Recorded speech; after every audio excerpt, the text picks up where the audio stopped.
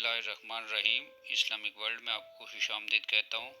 आज मैं हज़रत दाऊद अलैहिस्सलाम की कौम बंदर कैसे बनी ये वाक़ा आपकी खिदमत में पेश करूँगा। ये हज़रत दाऊद अलैहिस्सलाम के ज़माने की बात है कि बनी इसराइल के लिए हफ्ते के दिन इबादत के लिए मुकर्रर था। इस दिन मछली का शिकार करना मना था, लेकिन ये लोग हफ्ते के दिन मछली का शिकार करने से बाज ना आए।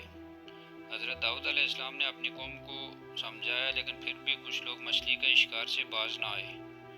इस तरह ये कौम 3 ग्रुपों में बट गई। एक ग्रोह ने शिकार जारी रखा, दूसरा खामोश हो गया, तीसरा कोई शिकार करने वालों को मना करता रहा। नाफरमानी करने पर अल्लाह ने नाफरमान ग्रोह को लोगों को शक्लों को बंदर और खंजीर में बदल दिया। जब वो लोग बंदर और खंजीर बने तो वो एक दूसरे को पहचानते थे और रोते थे। लेकिन अब क्या हो सकता था, ये 3 दिन तक जिंदा रहे और 3 दिन के बाद अल्लाह ताला ने इस ग्रोह को हलाक कर दिया। इस ग्रोह में तकरीबन 12,000 लोग थे। जब बाकी 2 ग्रोह थे उसने अजाब से महफूज रहे। अल्लाह ताला ने इनके साथ रहम वाला मामला फरमाया।